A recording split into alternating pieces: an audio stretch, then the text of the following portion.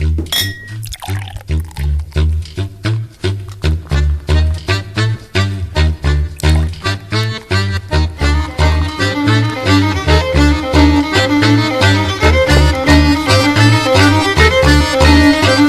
êtes une association loi 1901 ou des personnes ayant des projets divers et variés. Décibel FM vous ouvre ses micros. L'émission sera retransmise plusieurs fois dans la semaine. Le micro est à vous. Qui veut, vient. Décibel FM, l'écho de vos projets.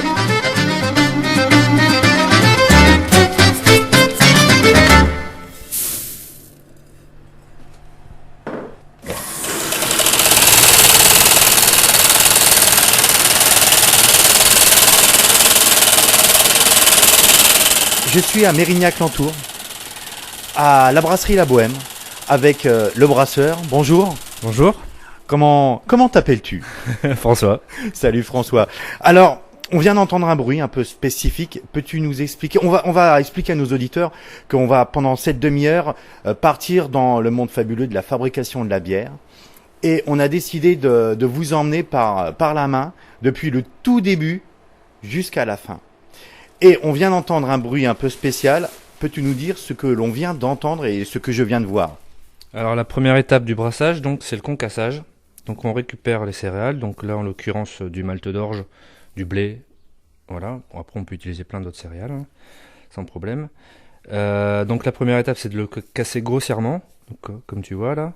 Oui, ça fait des carrés voilà, comme des gros grains de écorces quasiment, qui sont intactes. Alors pour expliquer à nos auditeurs, on a une espèce de machine un peu rustique avec un énorme entonnoir. T'as mis des pelletés de blé, de malt là, et des courroies et c'est très mécanique. C'est un concasseur à maïs que le père de mon oncle avait et il concassait le maïs pour ses bêtes. Voilà, donc il y a au rendu, il y a un petit peu de farine légère, des des gros de farine pour pas que ça bouche après à la filtration. Et il faut qu'il y ait des gros morceaux de malt. Voilà, comme ça va bien se décomposer après en cuisant. Et il y a déjà une super bonne odeur de terre, de produits. Enfin, c'est qu'un début. Alors, explique-nous la suite des opérations. Tu as ce malt. Autre bruit.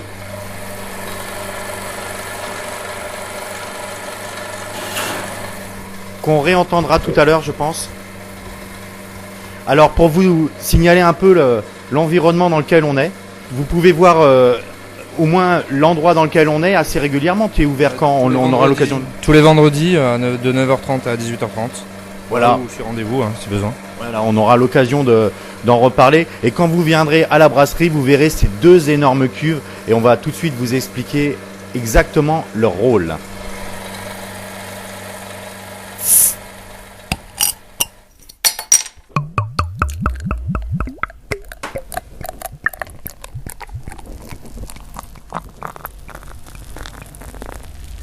Alors, tu as le malt concassé. Voilà. Et que fais-tu après? Faut le faire cuire. Donc, ce que j'ai fait, c'est que j'ai rempli la cuve. Donc, c'est des tanks calés, des anciens tanks calés de récupération. Donc, un tank calé de 1000 litres et un de 800 et un de 400. Donc, il y a le premier qui va servir à la cuisson. Donc, en fait, j'ai rajouté un certain volume d'eau. Je le fais chauffer à 65 degrés. Les températures sont très exactes, très importantes. Ouais, en fait, c'est la méthode de brassage du nord de la France et de Belgique. Après, il y a différentes façons de faire. Moi, j'utilise cette manière-là. Donc, je fais 2 étapes de température, donc une entre 60 et 65 et une à 70 degrés. Donc, la première étape, c'est que la bêta-amylase, donc une enzyme, elle va dégrader l'amidon qu'on a concassé là, et qu'elle va donner des sucres fermenticibles qui deviendra de l'alcool en fermentant. Voilà. Et après la deuxième étape à 70 degrés, en fait, c'est une autre enzyme, l'alpha-amylase, qui va faire des sucres un peu plus fins, des dextrines. Ça va donner un peu de rondeur à la bière, quoi. Et ce côté chimique, tu l'as appris quelque part? Tu as fait des stages? Tu as allé voir des gens? Non, j'ai appris tout seul, en faisant des petits brassins de 20 litres dans ma cuisine. Il y a 10 ans, voilà. L'expérience aidant, tu as acquis ton propre savoir-faire. Voilà, puis après j'ai amélioré un peu de process et puis de façon de faire, et j'ai essayé plein de techniques, plein de céréales, et voilà. D'accord. Donc là, tu as commencé à chauffer dans ta première cuve. Voilà, donc ça dure 45 minutes. Après, c'est 45 minutes à 63 et 45 minutes à 70. Voilà. Et après cette étape-là, c'est l'étape de filtration. Donc tout le malt via la pompe qu'on vient d'entendre là va dans une autre cuve. Donc il y a dans le fond un filtre en inox qui est rainuré. Et donc j'envoie tout là-dedans. Ça fait un gros gâteau de déchets. Ça s'appelle des drèches. Voilà. Le nom classique ou le nom de ch'ti? Non, c'est le nom classique, ça s'appelle les drèches. Et donc en fait l'idée c'est de ressortir avec un liquide clair et sucré quoi. Et donc ça passe dans ce circuit entre les deux cuves régulièrement. C'est un circuit fermé. Voilà. D'accord. Exactement. Jusqu'à temps que Jusqu'à ce soit. temps que ça soit clair comme ça. Alors oui, on a un seau. Nous avons un seau. Le mou. Le mou. Le mou. Ah oui, comme dans le vin. Voilà. Et on a un liquide marron avec une très bonne odeur. Tu es en train de brasser quoi? C'est une blonde. Ça c'est de la blonde. Ouais. D'accord. Là ça paraît foncé, mais c'est parce que l'eau de rinçage n'est pas encore passée entièrement. Parce que donc il y a l'étape de filtration que je viens d'expliquer, et en même temps on fait chauffer de l'eau aussi à 78 degrés. Donc 78 degrés, en fait ça stoppe l'activité des enzymes. Donc on va rincer le gâteau de drèche avec, et ça va plus fabriquer de sucre, ça va juste récupérer ce qui est coincé dans le gâteau. Et dans ce gâteau, il y a des arômes. Non, c'est des sucres en fait. C'est des D'accord. sucres. On faut récupérer tout le sucre qu'on peut pour la fermentation quoi. Tout ce process, tu l'as fixé un peu dans le marbre de manière à avoir une qualité et un goût dans tes bières équivalent à longueur de temps, je suppose. Ouais, voilà. En Ouais, suivant après, la technique est toujours la même au final. Après, il y a toujours les températures, des volumes et des quantités de malt à respecter, quoi. Voilà. C'est de la cuisine. Voilà, mais toutes mes recettes sont figées. Et elles te sont particulières. Ça, c'est une des choses qu'on peut redire parce que t'as appris un peu de manière empirique, mais tu as choisi des méthodes de température plutôt du nord, mais c'est ta recette à toi. Ouais, bien sûr. Bah, chaque brasseur, de toute façon, a ses recettes. Hein. Il n'y a aucune recette de pompée. Enfin, chacun fait sa recette sur tes petites de bière et tout ça, quoi. Et c'est évidemment ce qui donne la caractéristique, la particularité. Ce qui fait de la chaque bière. richesse des brasseries artisanales, qui a toujours des goûts un peu différents, plein de techniques différentes, Parce qu'après on peut utiliser, là il y a l'ingrédient de base, le malt, mais après on va voir le houblon, on peut mettre des épices, il y a plein de choses. Alors, continuons le process de fabrication.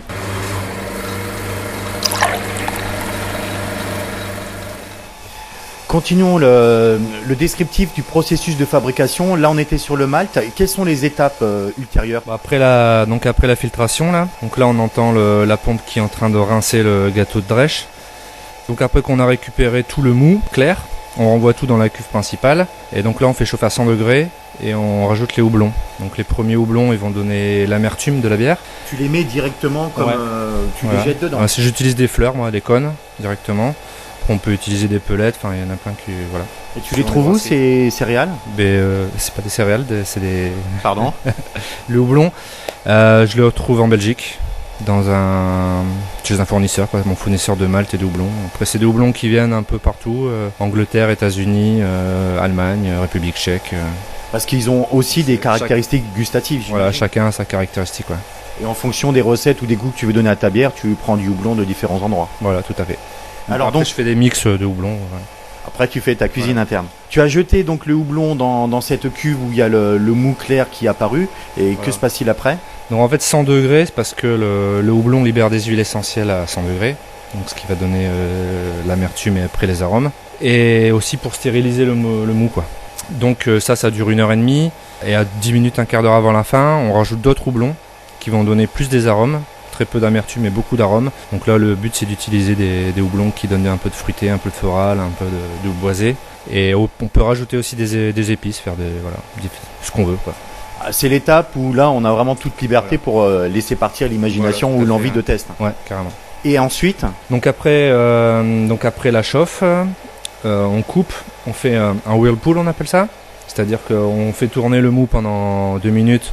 Enfin, pendant 2 minutes, on le tourne pendant 2 minutes. À la main, avec une grosse spatule? Moi, je le fais à la main, oui. Après, les grosses brasseries ont plus des trucs mécaniques. Et en fait, avec la force centrifuge, tous les déchets de houblon et tous les déchets de malt vont s'agglutiner au milieu. On va pouvoir le soutirer. Et on le soutire vers le refroidisseur. Donc, tu vois, le refroidisseur qui est là. à plaque. Avec la pompe, on l'envoie là-dedans, là. Ouais. Et ça envoie dans la cuve de fermentation. Donc en fait, tu passes de 100 degrés à 20 degrés. Un choc thermique. Voilà, en fait, c'est un contre-courant. Dans un sens, tu fais rentrer le mou chaud et il va sortir à 20 degrés de l'autre côté. Et sur l'autre côté, tu rentres de l'eau froide il va ressortir de l'eau bouillante. Et après, tu mets tout dans la cuve de fermentation. On s'en déplace direction la cuve. On est dans. Est-ce que tu pourrais nous décrire cette pièce? Bah, c'est une petite pièce bien isolée, quoi, et chauffée à 20 degrés. Parce que moi je fais de la haute fermentation et donc mes levures elles travaillent entre 16 et 24. Donc c'est une pièce chauffée tout le temps et quand on envoie il y a des cuves de 600 litres, des cuves de 800 et des cuves de 330. Tout en inox hein, bien sûr. Alimentaire, hein, obligé. Hein. Oui, j'imagine. Voilà. Donc ça, il faut que ça soit propre, nickel. Qu'à la fermentation on envoie tout là-dedans. C'est à 20-25 degrés et on envoie on met les levures. Et ça bosse pendant une semaine. 5 jours, 7 jours, 5-7 jours suivant les bières. Voilà, donc là tout le sucre qui était dans le mou, il va être consommé par les levures et elles vont le transformer en alcool et en CO2.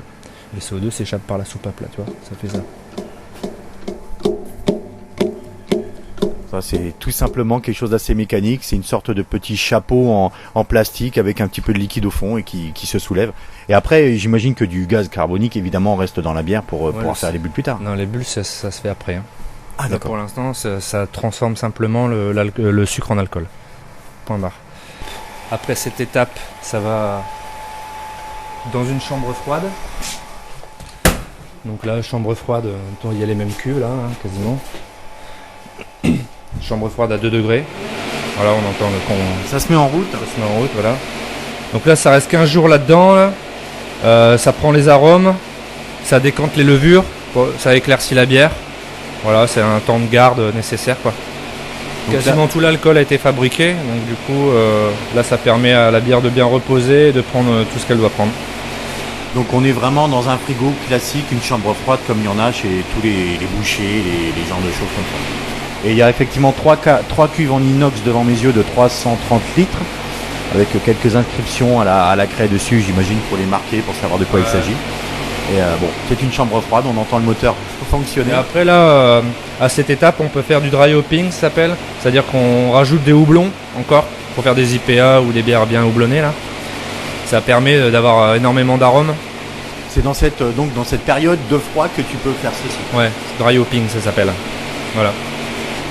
Donc on a vu, il y a toute l'étape de filtration. Bon, ça va prendre la journée. On a à peu près 5 jours dans la 5-7 jours et ici une quinzaine de jours. Donc on est quasiment sur un process de en gros un mois pour à peu près 3 semaines, ouais. 3 semaines, un mois avec les bières un peu plus fortes, un mois. D'accord. Et voilà, après il y a encore une autre étape qui est l'embouteillage. Donc là pour l'instant la bière qui est dans les cuves là, elle est plate, hyper plate. Et le but c'est de lui donner du gaz en l'embouteillant quoi. Voilà.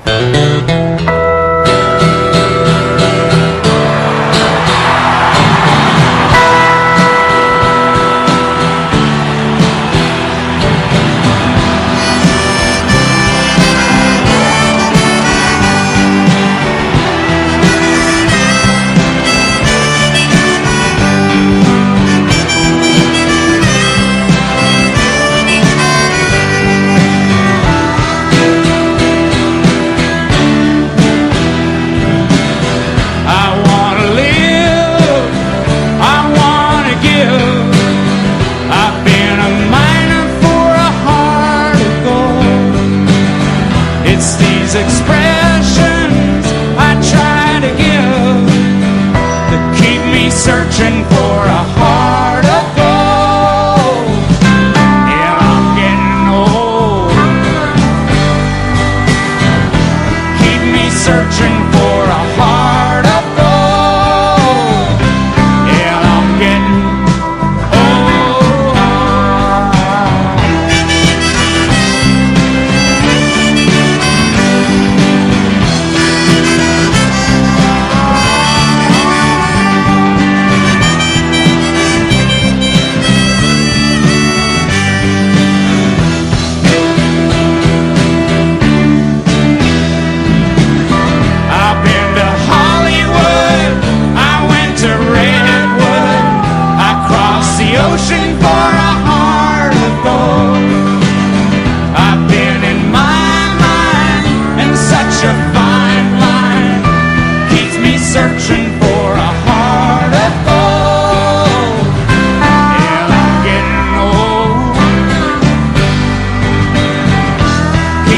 searching for a heart of gold.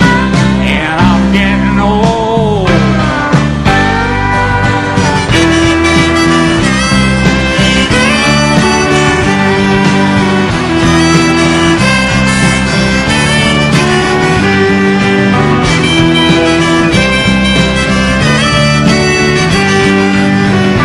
Keep me searching for a heart of gold.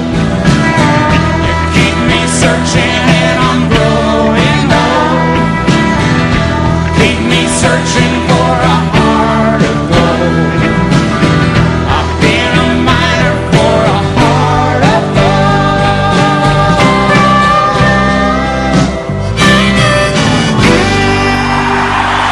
Nous avons demandé à François quelle était la musique qu'il souhaitait entendre. Il nous a demandé Neil Young, Heart of Gold, dont acte ici dans une version de 1985 pendant le live Farm Aid. Décibel FM 105.9, 106.9, la radio infernale.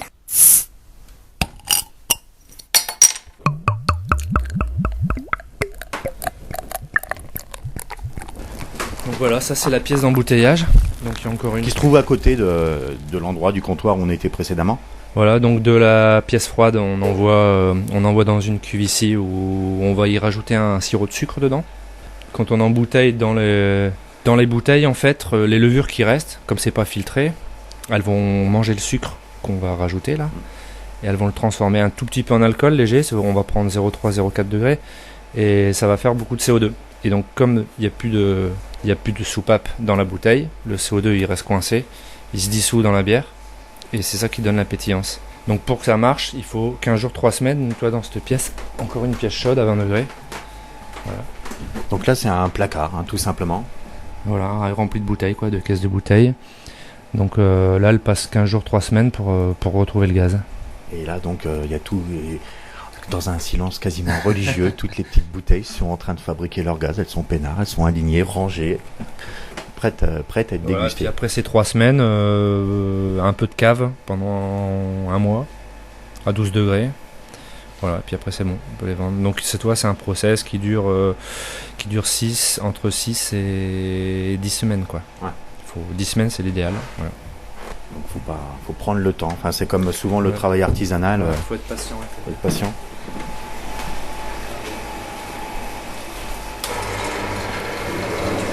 Donc après l'embouteillement, c'est toi qui t'y colle une par une, j'imagine. Voilà, c'est un embouteillage manuel, tu vois. Ça fait le vide, ça aspire là-dedans, et ça remplit, et puis ça fait le niveau avec le petit piezo là. Voilà, et puis après, sertissage des capsules manuelles, tu vois, à la main. tout manuel. Bon, ça prend du temps, c'est vrai, mais bon. Voilà. Mais c'est peut-être aussi la gage de la bonne qualité. Alors après, c'est sûr que ça serait plus simple avec une chaîne, mais voilà. On n'y est pas encore. Après cette interview, tu auras tellement de commandes que tu pourras t'agrandir.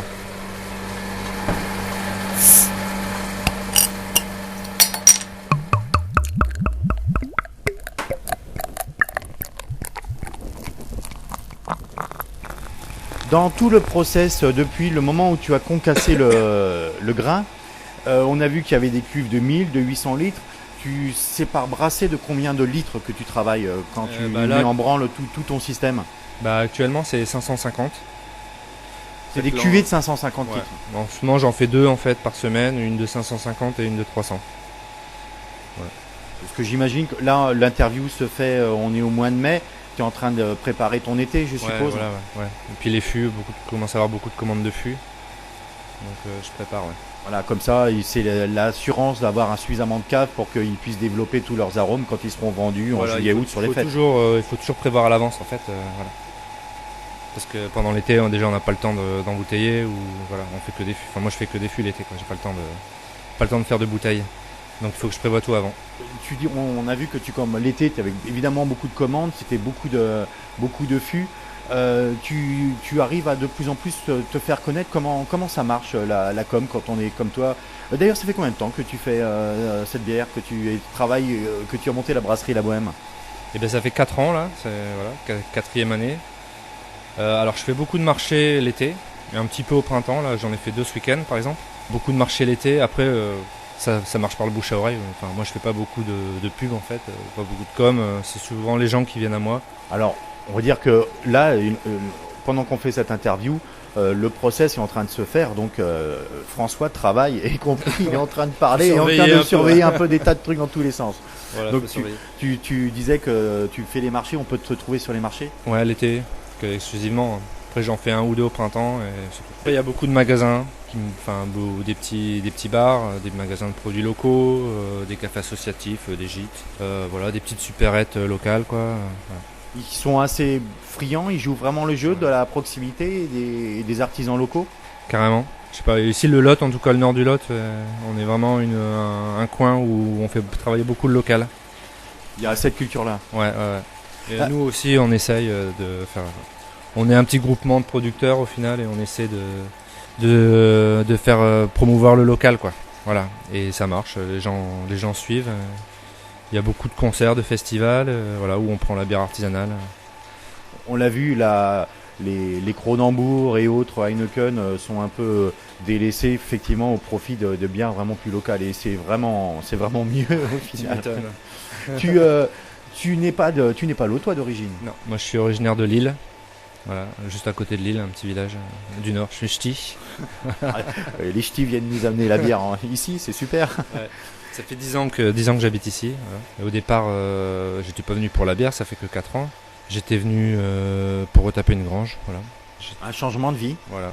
J'étais ingénieur urbanisme. J'ai bossé dans des cabinets de géomètres par ici, quoi, à Saint-Céré.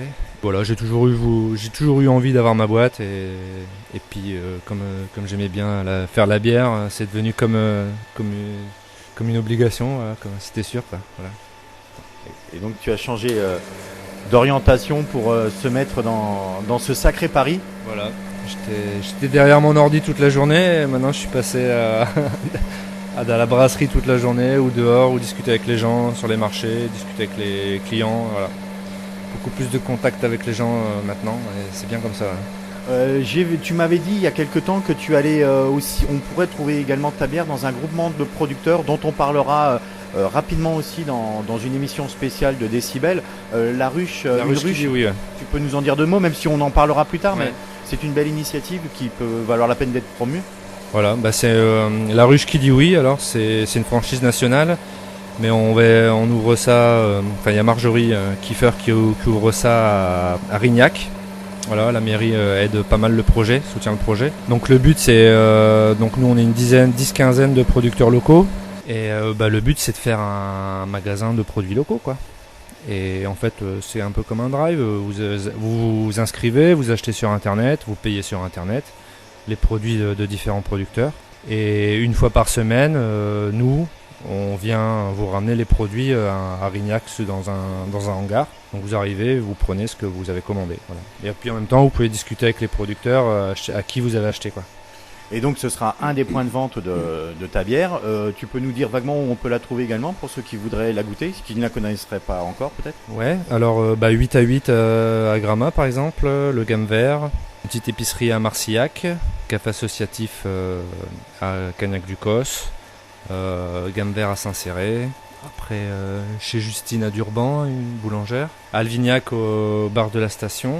Vous êtes sur les réseaux sociaux, peut-être qu'il y a moyen de vous contacter. Ouais, sur Facebook, ouais, je note ça. Donc c'est La Bohème, sur Facebook on tape La Bohème. La Bohème, ouais, on trouve. Ouais. D'accord, donc ce sera moyen de suivre un peu les questionnements, éventuellement j'imagine passer des commandes. La cuve en inox est grande ouverte, comme une espèce de grande mâchoire avec une grosse mousse. François est en train de sonder et on sent le gros paquet dessous. On le verra juste après, là, dans pas longtemps, je pense. Le jus continue d'être filtré dans le seau dont on parlait tout à l'heure. Vraiment l'impression d'être dans l'antre d'un druide. il y a un côté potion, c'est assez magique. Faudrait que je sois prodigue et que je puisse vous susciter les odeurs et un peu l'ambiance qui se passe ici. Le malt cuit, ça sent vraiment bon, quoi. Ça donne une odeur agréable. Et ton gros paquet qui reste De là. brèche, ouais. Tu t'en fais quoi après? Et bien j'en donne un peu aux poules, j'en mets un peu sur le compost, mais après le gros va à la déchetterie. Ouais. Et les céréales que tu utilises, tout ça, le houblon, tu le fais venir du nord, enfin de tes producteurs selon le goût que tu veux donner à ta bière. Et tu prends des céréales locales peut-être pour le malt? Non, mais les céréales elles viennent du même fournisseur en Belgique. D'accord, tu prends Malterie. tout là-bas. Ouais, voilà. Après les céréales viennent de France, mais elles sont maltées en Belgique, parce qu'en fait on utilise très peu des céréales crues. Il faut qu'elles soient maltées, donc en fait à la malterie ils le trempent, ils le germent, après ils le font sécher, après ils le torréfient. Et ils font différentes sortes de malt. Ah d'accord, donc il y a quand même toute Ça, c'est cette pas de opération l'orge préalable. brute, c'est du malt d'orge. J'utilise du malt de blé aussi, et voilà. Il faut que ça soit un peu malté, pour que ça se dégrade correctement.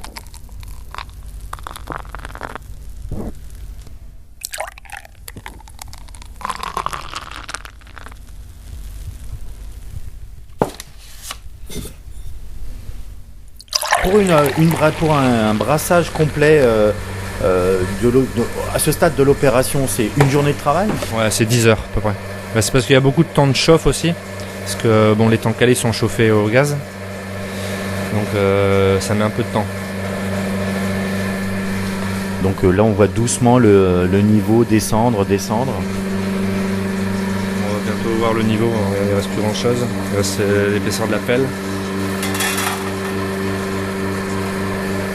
Et plus il y a de blé, plus tu concasses fin, plus ça sera dur, plus long à filtrer quoi. Parce que c'est plus compact, Ouais, j'imagine. voilà, ouais. C'est pour ça qu'au concassage, il faut trouver le bon dosage entre le grain et la farine. C'est un réglage de la première machine Ouais. dont on...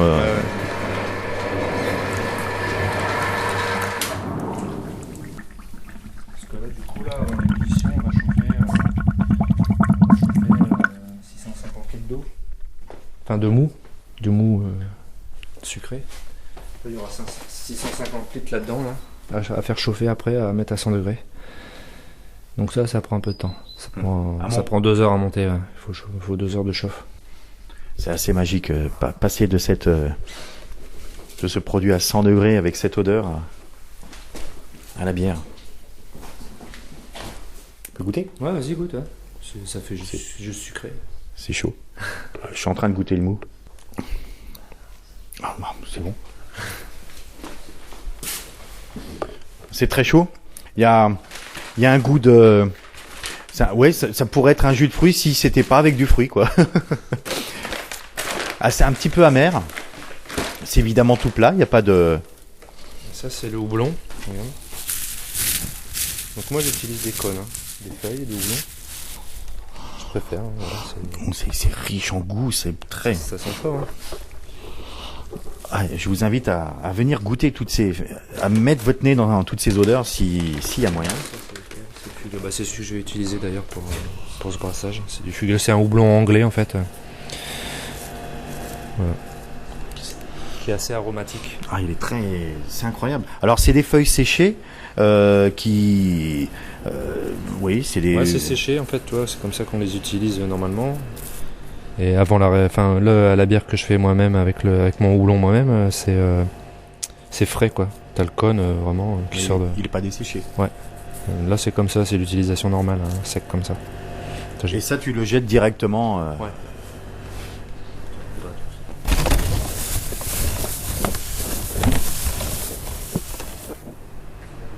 Toi ça arrive par sac de 5 kg comme ça là, sous vide.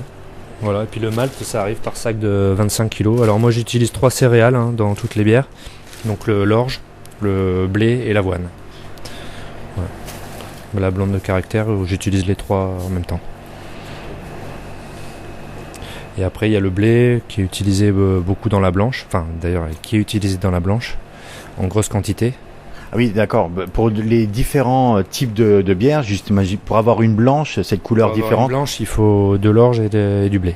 Voilà, avec beaucoup de blé.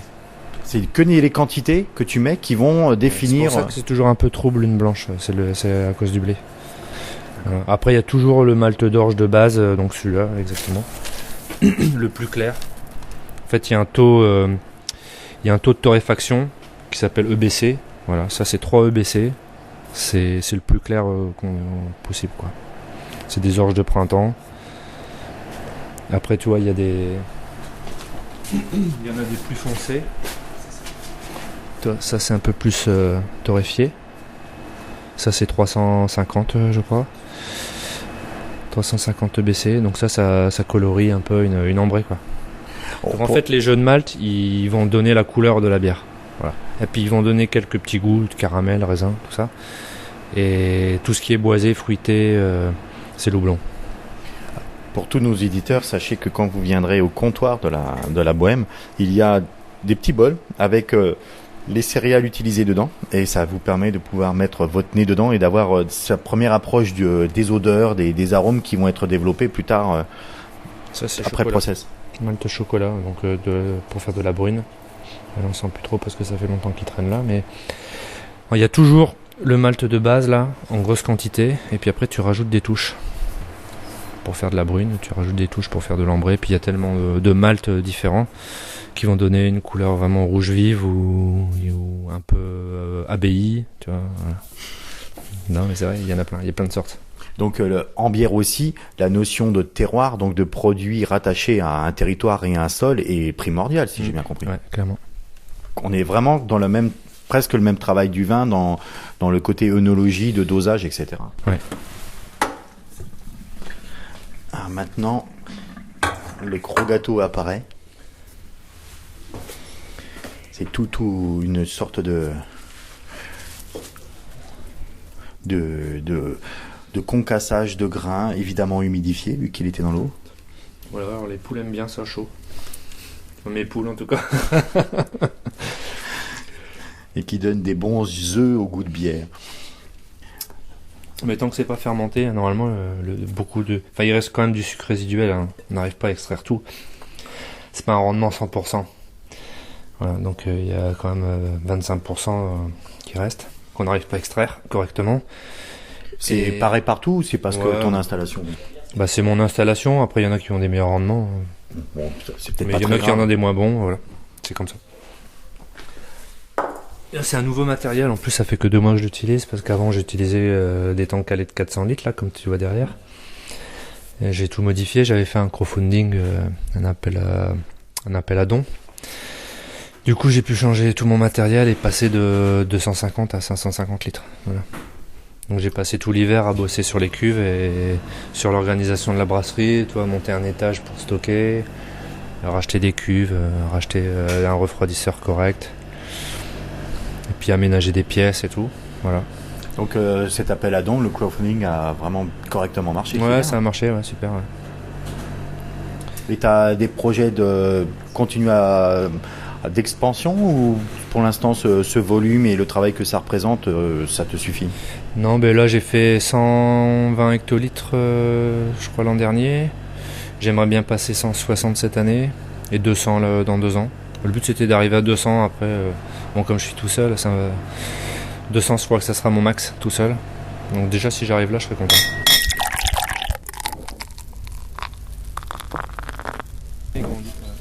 Alors nous sommes dehors et on est devant les houblons de la brasserie La Bohème qui nous permettent de faire la cuvée totalement spéciale. Alors ça ressemble à... Ça pourrait être du lierre les feuilles ressembleraient presque à des feuilles de vigne. C'est une plante grimpante.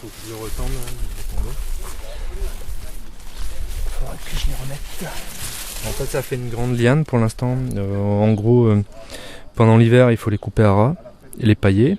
Et puis à partir du mois de mars, ça commence à ressortir. Ça fait des résurgences un peu partout. Si j'en soulève un, je te montrer. Tu vois, ça fait des résurgences un peu partout là. C'est un rhizome en fait que j'ai mis dedans. Et puis ça grandit vite après. Voilà, tu vois là, donc ils sont sortis mi-mars. On est mi-mai, ils font 2 mètres quoi. Et ça va pousser comme ça jusqu'au mois de juillet. Et puis après les fleurs vont sortir et voilà, récolte début septembre. Mais ça peut atteindre 8 mètres. Donc moi j'ai un pan de mur assez haut. Bon, cette année, je vais essayer de faire des petites pergolas.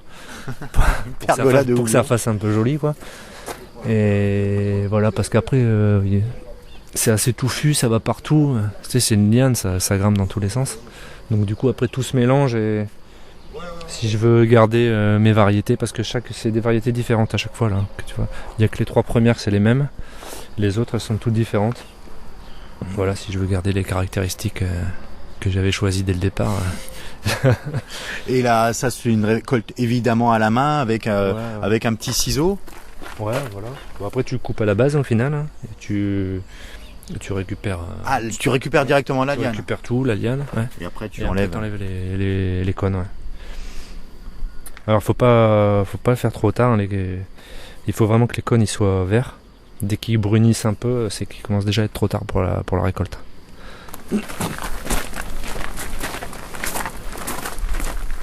Alors, est-ce que tu peux nous rappeler rapidement comment on peut faire pour découvrir cette bière, les marchés, les horaires d'ouverture de la brasserie où tu peux vendre en direct, etc. Toutes les informations.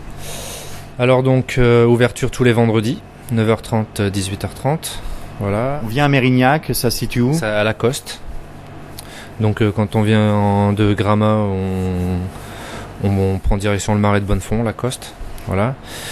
Après, j'organise, ça tombe bien, j'organise le 4 juin, le dimanche 4 juin, à partir de midi, une journée porte ouverte. Donc tout le monde pourra voir les installations. Je ferai un brassage public en plus. Comme ça, vous avez déjà eu le son, vous aurez en plus l'image voilà, le 4 juin, mais on en reparlera dans les directs de Décibel. L'image et l'odeur, voilà.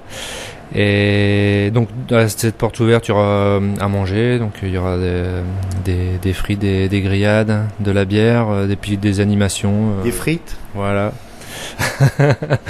Avec la bière, c'est évident. Pour les ch'tis, je crois que c'est indispensable. Et puis quelques animations, il y aura une démonstration de djembé, il y aura des cours de guitare pour les enfants. Il y aura des histoires guitare, oui, je crois. Oui. Ouais, avec XY. Et puis des gars qui vont faire des chants et de la musique, voilà, un peu toute la journée, quoi. On en reparlera à Décibel sur les directs. Donc le vendredi, on peut acheter la bière à la brasserie. Le 4 juin, évidemment. Dans les quelques magasins dont on a parlé, le 8 à 8 à Gramat et quelques autres points de vente. Et vous pouvez aller sur Facebook et vous pourrez retrouver toutes ces informations. Eh bien, François, merci. Merci à toi d'être venu, sympa. On refera un peu de son le 4 juin pour choper l'ambiance de cette... espérons que le temps sera de la partie, quoi. Voilà.